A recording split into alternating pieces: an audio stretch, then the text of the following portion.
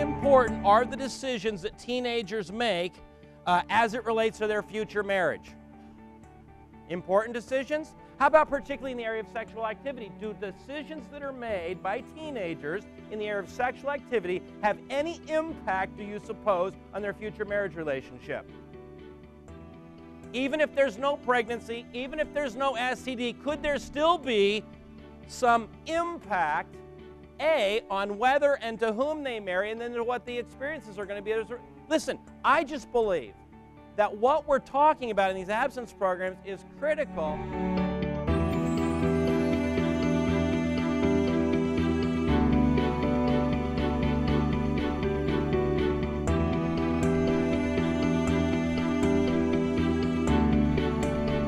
If I was a kid and I didn't know what abstinence was, I might want to try to figure this out by, I might just Google it if I could spell the word abstinence, but actually you don't have to spell anymore with Google, so that's fine.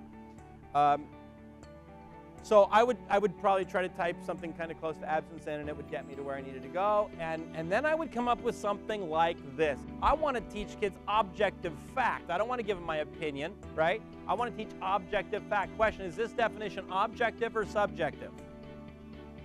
Where do you see subjective here? That, hey kids, listen, I'm not here to tell you what to do. This isn't my decision, it's your decision, okay? My job is to help you think through how you're going to make this decision. At the end of the day, the choice is yours. What does that do for the kids when you approach it that way? What does that do for them? It empowers them. You're treating them with respect. They are so into it at that point. Okay, if you're not jamming this down on me, then talk to me. I'm ready to listen, right?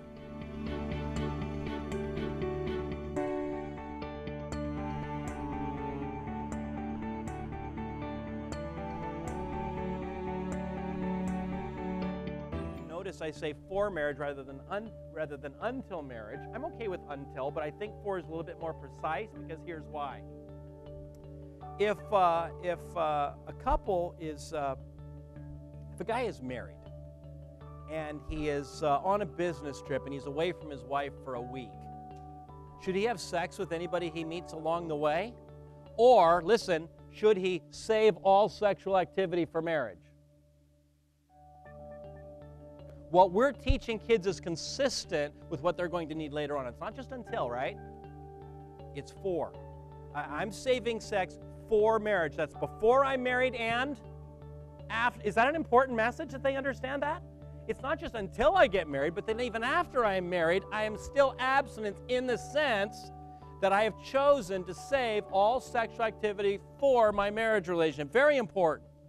So, what I want to emphasize with kids is, look, I'm not telling you, okay, we have to have an abstinence class because you kids have a problem or something. No, no, no. I'm not telling you to do anything that I don't also have to do myself.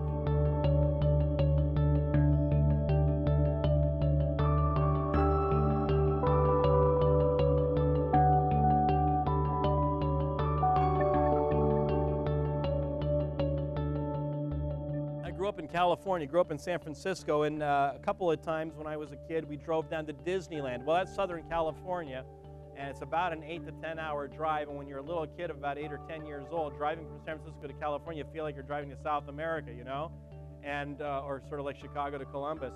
And so you're driving and driving and driving, are we there yet, are we there yet, are we there yet? And I remember as a little kid driving forever to get to Disneyland, and it was a really long, unbearable car ride, except for one thing. What was it that kept me going? We're going to Disneyland. It's going to be good.